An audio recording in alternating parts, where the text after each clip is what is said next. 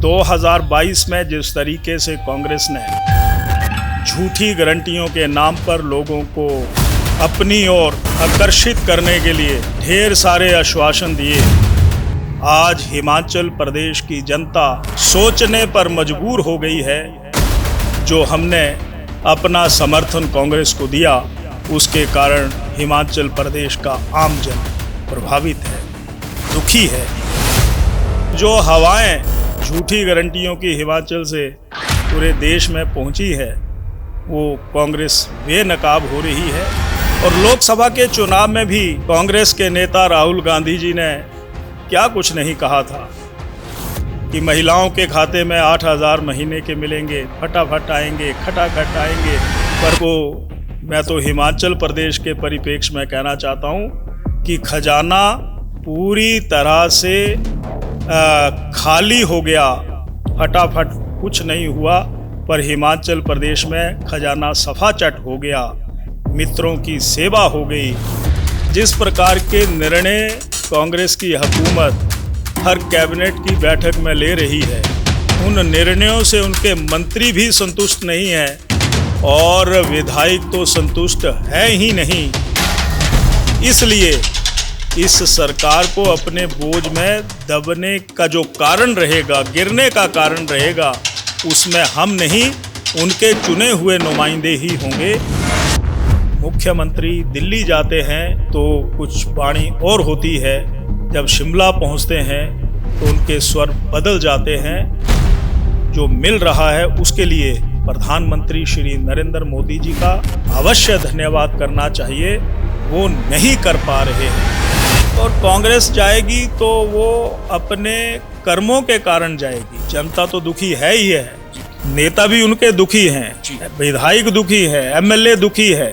तो जब सारे ही दुखी हैं तो ये सरकार, मुझे लगता है कि हम नहीं, ये अपने बोझ में ही दब जाएगी।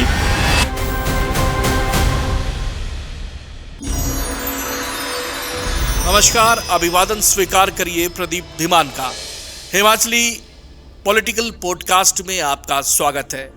आज के जो शख्सियत है वो हिमाचल प्रदेश राजनीति के दिग्गज, भारतीय जनता पार्टी के दिग्गज नेता, हिमाचल प्रदेश के कद्दावर नेता विपिन सिंह परमार हमारे पहले हिमाचली पॉलिटिकल पॉडकास्ट में होंगे विशेष मेहमान।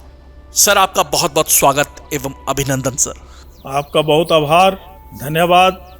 आप आए और हमें अपने चैनल के माध्यम से जनमानस, जनता के साथ, दर्शकों के साथ जोड़ने के लिए हमारा साक्षात्कार लिया। आपका बहुत बहुत आभार। सर, ये हिमाचली पॉडकास्ट हम शुरू कर रहे हैं, थोड़ा सा विवरण जनता के लिए, किस तरीके से छात्र राजनीति से शुरुआत की और किस तरीके से आज इस मुकाम पर आप जो हैं आप पहुँचे।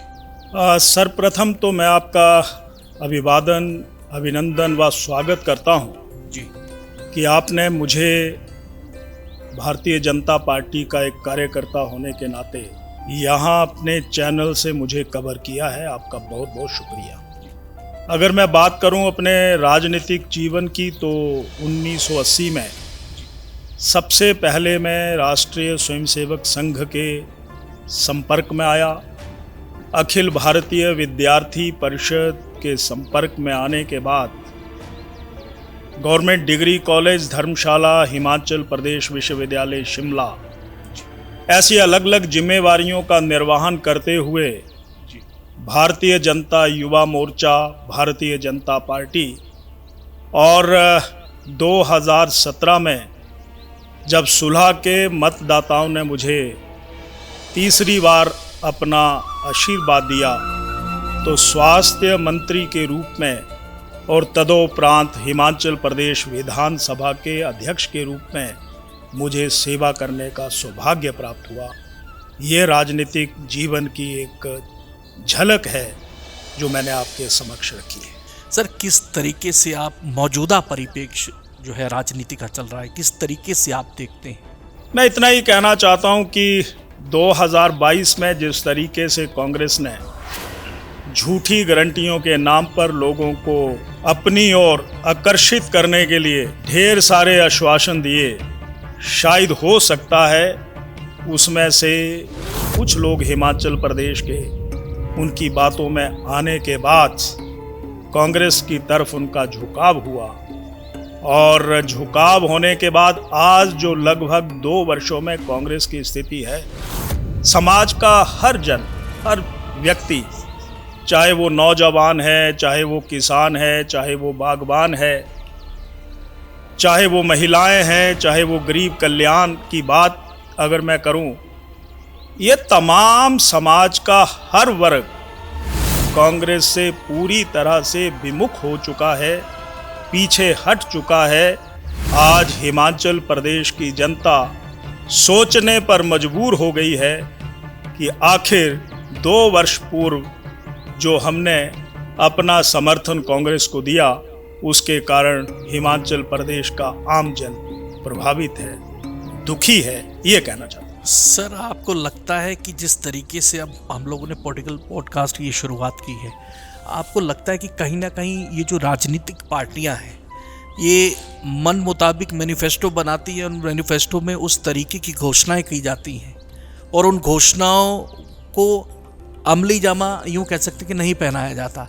धरातल पर वो घोषणाएं की सिर्फ घोषणाएं रह जाती हैं और धरातल पर कुछ नहीं होता।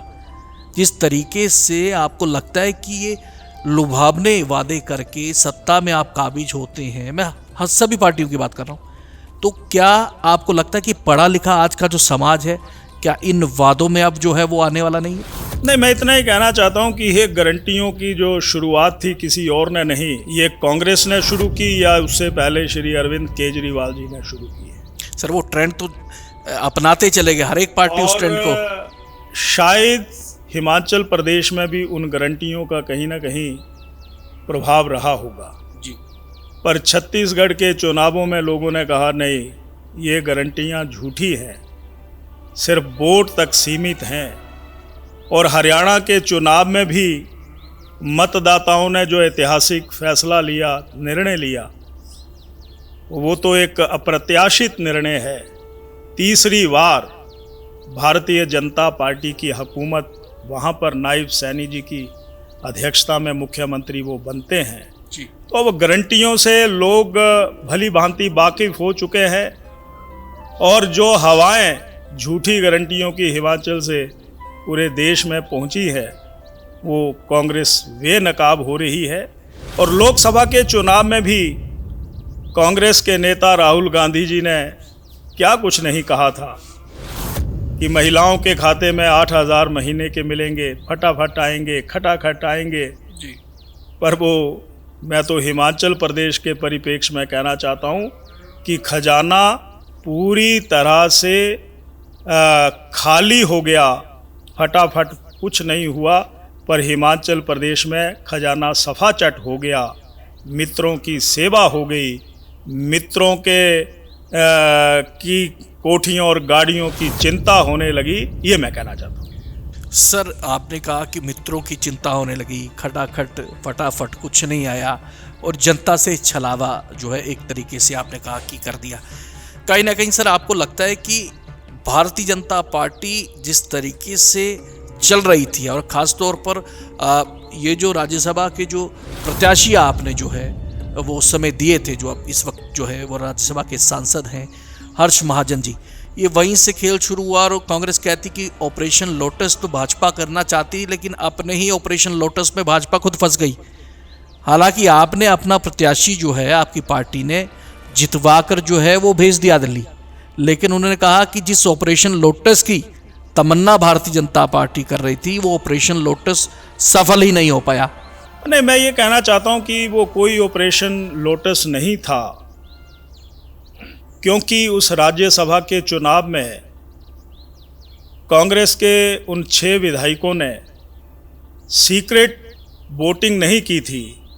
वो वोट दिखा करके हर्ष महाजन जी के पक्ष में उन्होंने, और उनका जो इलेक्शन एजेंट थे कांग्रेस के, उनको दिखा करके अपने वोट भाजपा के प्रत्याशी को डाले थे जी।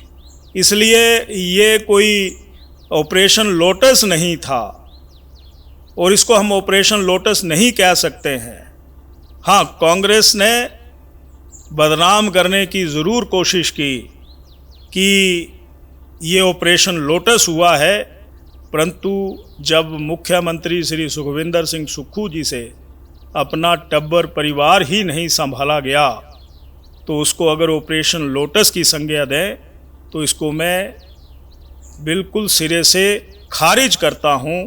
ये बात मैं आपके सामने रखना चाहता सर, कहीं ना कहीं अब बात ये है, राजनीतिक गलियारों में चर्चा होती रहती कि भाजपा जो है वो सत्ता के लिए कुछ भी कर सकती है।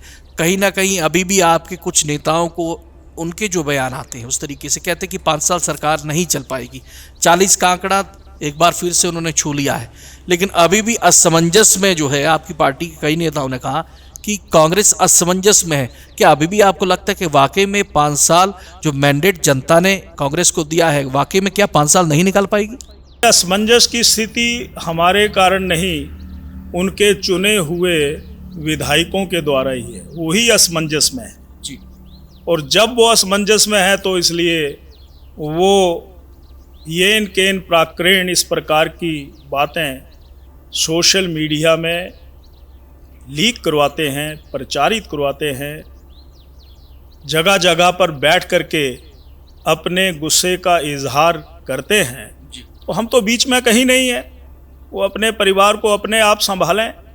अभी हाल में ही मेरी जानकारी के अनुसार बिलासपुर में इनके कुछ विधायक मिले थे जी। कुछ पहुँचे कुछ नहीं पहुँचे, तो वो हमने थोड़ी पहुँचाए, वो उन्हीं के विधायकों ने वहाँ पर पहुँचाए हैं और स्वयं वो वहाँ पर पहुँचे हैं। इसलिए हम बीच में कहीं नहीं, ये कांग्रेस पूरी तरह से बिखरी हुई है। सर, आपको लगता है कि 5 साल का कार्यकाल पूरा कर पाएगी? आपके ही नेता प्रतिपक्ष पूर्व मुख्यमंत्री जयराम ठाकुर साहब का जब मैंने पीछे साक्षात्कार किया था, उन्होंने कहा कि 5 साल नहीं चलने वाली है। जिस हिसाब से इनका हिसाब डामाडोल है, 5 साल ये नहीं निकालेंगे, ये उनका कहना था। कि आपके हिसाब से भी वाकई में कांग्रेस जो है वो 5 साल पूरे नहीं कर पाए? हम इसके ऊपर कोई सर्टिफिकेट नहीं दे सकते कि चलेगी कि नहीं चलेगी, पर जिस प्रकार के निर्णय कांग्रेस की हुकूमत हर कैबिनेट की बैठक में ले रही है, तो उन निर्णयों से उनके मंत्री भी संतुष्ट नहीं हैं और विधायक तो संतुष्ट है ही नहीं। इसलिए इस सरकार को अपने बोझ में दबने का जो कारण रहेगा, गिरने का कारण रहेगा, उसमें हम नहीं, उनके चुने हुए नुमाइंदे ही होंगे, ये मैं कहना चाहता हूँ। सर, एक छोटा सा सवाल आता है। सर, आप बहुत दिग्गज नेता हैं, कांगड़ा से संबंध रखते हैं, शांता कुमार के परम शिष्यों में से आप एक हैं, और एक बात जहन में लोगों के बार बार उठती है कि अगर कांगड़ा से कोई मुख्यमंत्री पद का दावेदार होगा तो वो विपिन सिंह परमार होंगे। कहीं ना कहीं ये कार्यकर्ता के तौर पर, सर आपने कहा कि मैं छोटा सा कार्यकर्ता के तौर पर कहीं ना कहीं जहन में ख्याल आता होगा कि मुख्यमंत्री पद के जो है दावेदार आपको बताया जाता है, कहीं ना कहीं जहन में ख्याल आता है कि मुख्यमंत्री बन सकते हैं आप? सर, मैं एक कार्यकर्ता हूं और मुझे कभी कोई ना तो बहुत बड़ी अभिलाषा है, ना कोई दौड़ है, ना कोई होड़ है। मैं कार्यकर्ता के रूप में पार्टी का वर्ष 1984 से काम कर रहा हूं और जो जिम्मेवारियां मिली हैं उन जिम्मेवारियों को निभाता रहा हूं, पर ये कहीं मन में नहीं कि मैं कुछ बनूं, नहीं, कार्यकर्ता की भूमिका में हमेशा काम करता हूं, करता रहूंगा। सर, आपके आलोचक ही आपको संज्ञा दे दी थी, उन्होंने कहा कि डिप्टी सीएम है परमार साहब, जो हैं डिप्टी सीएम है। एक पीछे मैंने एक साक्षात्कार किया, उन्होंने कहा डिप्टी सीएम है, लेकिन उनका ये कहना था कि सुलह में पिछले 30 वर्षों से विकास कार्य नहीं हुआ है, चाहे ए रहा हो चाहे बी रहा हो। उनका बोलने का मतलब था जो भी नुमाइंदे यहाँ से रहे हैं वो सुलह का विकास नहीं करवा पाए हैं। लेकिन आपके हिसाब से 30 वर्षों में किस तरीके से सुलह क्या थी और क्या हो गई है, आपकी नज़रिए से सुलह का क्या? नहीं, मैं ये कहना चाहता हूँ कि जो व्यक्ति लोगों के जनादेश से जीत करके जाता है, वो हर कोई नेता जी प्रयास करता होगा कि मैं जिस क्षेत्र का प्रतिनिधि हूँ जहाँ पर सर्वांगीण विकास हो जी, इसलिए जो मेरे से पहले भी रहे उन्होंने भी कोशिश की होगी जी, और मुझे मौका मिला, चौथी बार का विधायक हूँ, परंतु 2017 और 22 के बीच में जो मौका मिला उसमें हमने कोशिश की कि सुलह विधानसभा क्षेत्र में चाहे वो यहाँ पर कृषि का क्षेत्र हो, पुलों के निर्माण की बात हो, चाहे यहाँ पर डेवलपमेंट ब्लॉक्स की बात हो, चाहे रोड कनेक्टिविटीज़ की बात हो, चाहे हेल्थ की सुविधाओं की बात हो, इत्यादि इत्यादि, चाहे ट्रांसपोर्टेशन की बात हो, चाहे स्वास्थ्य विभाग में हिम केयर योजनाएं देने की बात हो, चाहे स्वास्थ्य विभाग में यहाँ पर सहारा योजना देने की बात हो, चाहे हिमाचल प्रदेश में मुख्यमंत्री स्वास्थ्य सहायता कोष की बात हो, चाहे हिमाचल प्रदेश के उन गरीबहीन दीन जो अस्पतालों में पहुँचते हैं मुफ्त चिकित्सा और दवाई देने की बात हो, ये काम हमने अपने कार्यकाल में किया है और उस कार्यकाल में मुझे इतनी ज़रूर संतुष्टि है कि हमने हिमाचल प्रदेश के लोगों की सेवा जो जिम्मेवारी मिली उस रूप में हमने की है। इसलिए मैं इतना ही कहना चाहता हूं कि मेरे से पहले जो भी व्यक्ति यहाँ से जनप्रतिनिधि रहे हैं उन्होंने अवश्य हिमाचल प्रदेश और अपने विधानसभा के विकास की चिंता की है। सर, हिमकेयर की बात आई, आप स्वास्थ्य मंत्री थे, जिस तरीके से स्वास्थ्य सुविधाओं में इजाफा हुआ, हम यूँ कह सकते हैं, जिस तरीके से आपकी सरकार आई, आप स्वास्थ्य मंत्री बने, जिस तरीके से इजाफा हुआ, वही हिमकेयर कार्ड जो है वो प्राइवेट अस्पतालों में चलता था, लोगों को जो है वो सुविधाएं मिलती थी, लेकिन अब उन सुविधाओं से लोग जो हैं वो वंचित हो गए हैं। आप कितना सही मानते हैं कि सरकार ने सिर्फ और सिर्फ जो है वो अस्पतालों में जो है वो आपके हिमकेयर कार्ड को बंद कर दिया है, जिससे लोगों को जो है काफ़ी दिक्कतों का सामना करना पड़ रहा है? सर, किस तरीके से सोचते? 2019 में हमने ये योजना मेडिकल कॉलेज जो नेर चौक है वहाँ से शुरू की थी और श्री जयराम ठाकुर जी उस कार्यक्रम में स्वयं उपस्थित थे जी। और ये योजना हमने जो प्रधानमंत्री श्रद्धेय श्री नरेंद्र मोदी जी ने और उस समय के स्वास्थ्य मंत्री श्री जगत प्रकाश नड्डा जी ने जी आयुष्मान योजना की तर्ज पर हिमाचल प्रदेश में शुरू की थी जी, कि जो लोग आयुष्मान में छूट गए हैं वो हिमकेयर में कवर हों और 5 लाख रुपए का पैकेज ऐसे जो कार्ड धारक थे और एक कार्ड में 5 सदस्य होते थे उनका निःशुल्क इलाज होता था। लगभग ये इलाज 19 से लेकर के 2022-23 तक चलता रहा जी, परंतु आज की तारीख में कांग्रेस सरकार या वर्तमान सरकार को 400 करोड़ रुपए की देनदारियां हिमाचल प्रदेश के जो मेडिकल कॉलेजेस हैं, जो जोनल अस्पताल हैं, जो सिविल हॉस्पिटल्स हैं या जो प्राइवेट हॉस्पिटल इम्पैनल हुए थे जी, उनको लेकर के हैं।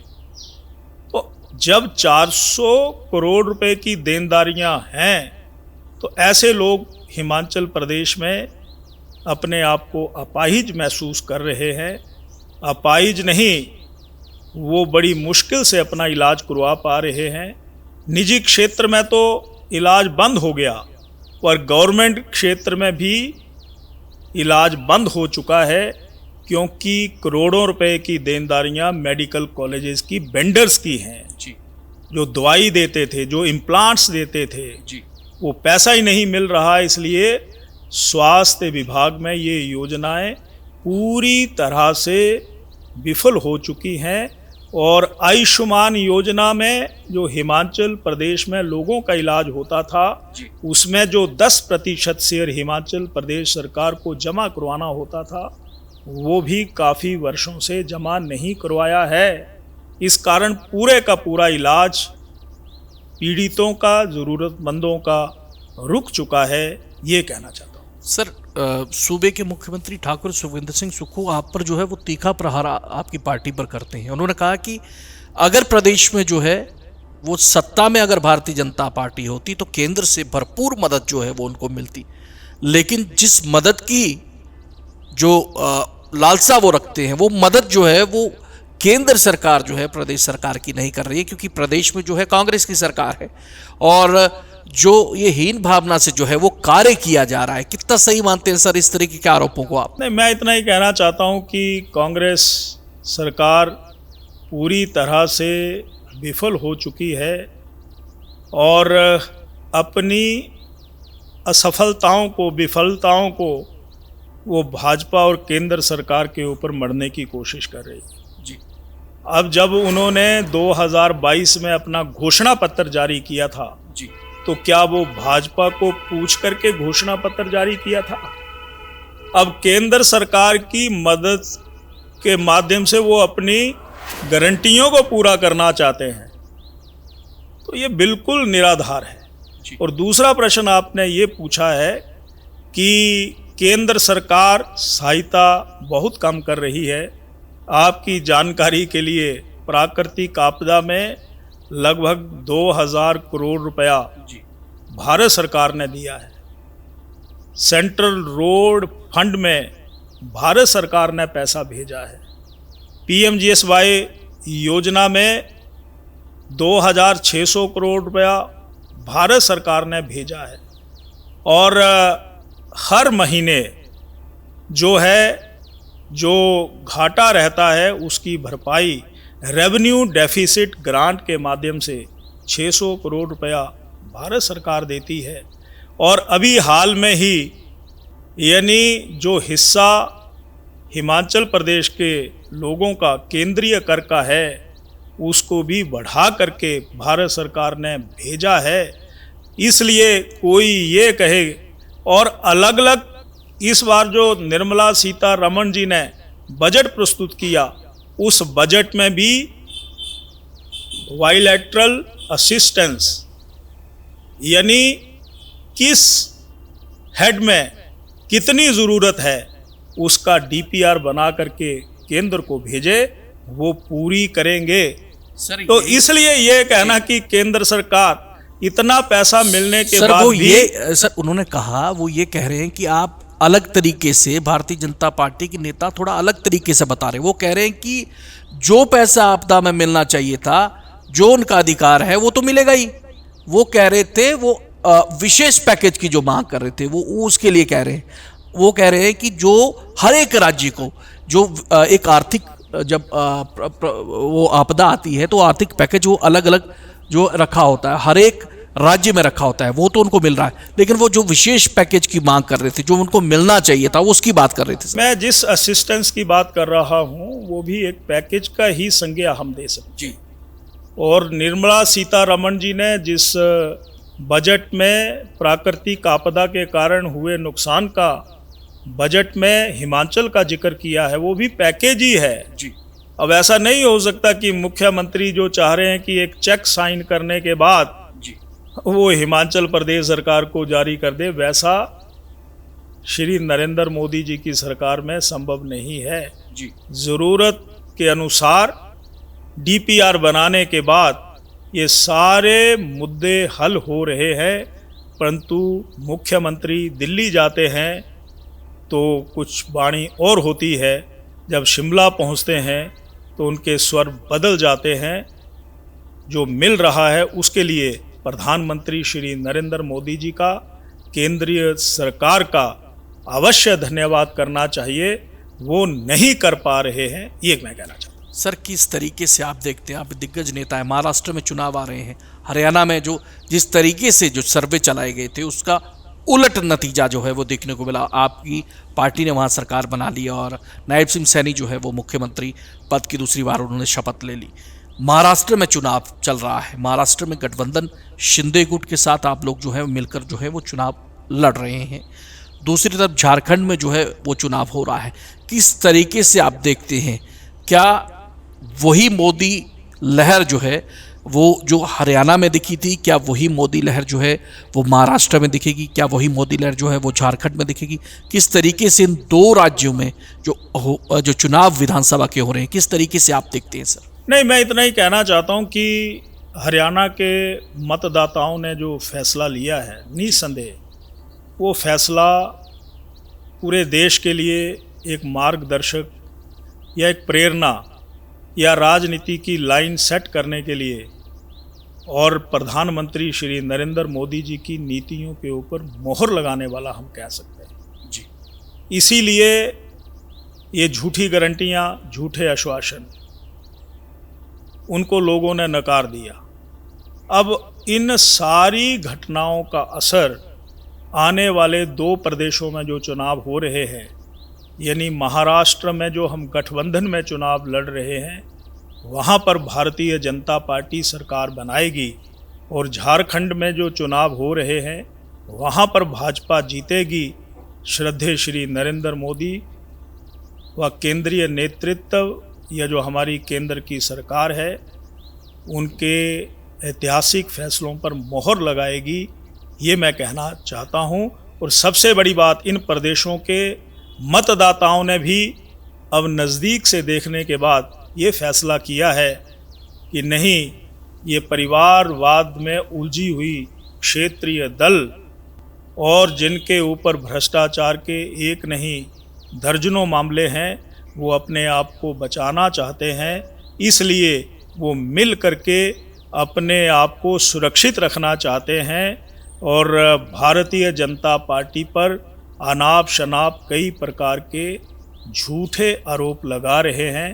पर इन चुनावों में लोगों ने कांग्रेस को या इन क्षेत्रीय दलों को पूरी तरह से नकार दिया है, ये मैं कहना चाहता हूँ। सर, जाते जाते आखिरी प्रश्न सर आपसे, छोटा सा वो प्रश्न मैं आपसे पूछना चाहता हूँ। हर्ष महाजन जब भी बयान देते हैं, आपके सांसद हैं, वो ज़बरदस्त बयान देते हैं और मीडिया में वो सुर्खियाँ बटोरता है वो बयान। उन्होंने कहा अभी भी उनके संपर्क में मंत्री और विधायक, कांग्रेस के मंत्री और विधायक उनके संपर्क में हैं, यानी अभी भी कयास लगाए जा रहे हैं कि दो फाड़ हो सकती है। क्या वाकई में विपिन सिंह परमार जी को लगता है कि अभी भी कांग्रेस के कुछ विधायक और मंत्री संपर्क में है भारतीय जनता पार्टी? नहीं, मैंने पहले भी आपने पूछा कि क्या कोई यहाँ आने वाले दिनों में कुछ संभावनाएं हैं। मैं इतना ही कहना चाहता हूँ कि उनके अपने ही लोग आपस में मिल रहे हैं, कांग्रेस के विधायक, चुने हुए विधायक मिल रहे हैं। सर, आपके हिसाब से अगर कांग्रेस जाएगी तो अपने कारण जाएगी, और कांग्रेस जाएगी तो वो अपने कर्मों के कारण जाएगी जी। और जो झूठ बोलने का उन्होंने जिम्मा ले लिया है, अब हनीमून का समय कांग्रेस का खत्म हो गया है जी। वास्तविकताएं लोगों के ध्यान में आना शुरू हो गई है जी। जनता तो दुखी है ही है जी। नेता भी उनके दुखी हैं, विधायक दुखी है, एमएलए दुखी है। तो जब सारे ही दुखी हैं तो ये सरकार, मुझे लगता है कि हम नहीं, ये अपने बोझ में ही दब जाएगी, ये मैं कहना चाहता हूँ। हाँ, और ये स्वाभाविक है कि हम राजनीतिक क्षेत्र में हैं तो लोग मिलते जुलते रहते हैं, उसमें सभी दलों के मिलते हैं, कोई अछूत तो कोई नहीं है जी। सामाजिक सरोकार में मिलना जुलना तो रहता ही है जी। तो अपनी भावनाएं, हो सकता है कि ऐसे कांग्रेस के नेता गाए बगाए करते होंगे, ये मैं कहना चाहता हूँ। परमार साहब, बहुत अंतराल हो गया आपको राजनीति का, छात्र जीवन से लेकर अब तक बहुत लंबा सफ़र हो गया। किस तरीके से बहुत एक्टिव मोड में रहते हैं आप हर समय? ये मोटिवेशन कहाँ से सर परमार साहब आपको आता है? नहीं, इसमें मैं सिर्फ यही कहना चाहता हूँ कि लगभग अब तो 40 वर्ष होने को आ गए जी। यानी विद्यार्थी परिषद और उससे पहले राष्ट्रीय स्वयंसेवक संघ और तदोपरांत भारतीय जनता पार्टी, युवा मोर्चा, ऐसे लगभग इन वर्षों में जी निरंतर हम लोगों के सुख दुख में लोगों के साथ रहे हैं जी। और हम जहाँ पर सरकार में हों, सरकार में ना हो, हम लोगों के सुख दुख में हमेशा शामिल रहते हैं। राजनीति की दीवारों को तोड़ने के बाद कि हम किस पार्टी से हैं, लोगों से संपर्क बनाते हैं, लोगों के विकासात्मक मुद्दों को सुलझाने की कोशिश करते हैं जी। और इसीलिए हर दिन ये मन में एक तत्परता रहती है कि आज के दिन हम भी लोगों के किस काम में आ सकें।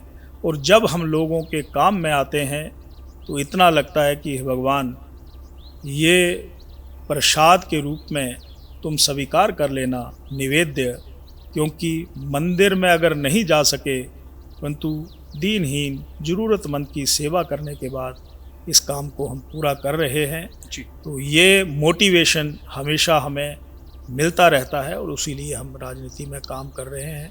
किसी पद के लिए नहीं, किसी जिज्ञासा, किसी बड़े ऊंचे स्थान पर पहुंचने के लिए नहीं, एक कार्यकर्ता के रूप में देश की सेवा हम कर सकें, इसीलिए भारतीय जनता पार्टी में आए। सर बहुत बहुत धन्यवाद सर। ये थे हमारे विशेष मेहमान, और सर आपको राजनीतिक भविष्य के लिए हमारी टीम की तरफ से हार्दिक शुभकामनाएं सर। बहुत आभार। ये थे हमारे दिग्गज हिमाचल प्रदेश के भारतीय जनता पार्टी के दिग्गज नेता, आज के हिमाचली पॉलिटिकल पॉडकास्ट के पहले मेहमान विपिन सिंह परमार। अगले पॉलिटिकल पॉडकास्ट में किसी और मेहमान से आपका परिचय करवाएंगे। ये थी आज की विशेष शख्सियत हमारे विपिन सिंह परमार। अगले पॉडकास्ट में जल्द मिलते हैं, तब तक दीजिए इजाज़त। नमस्कार।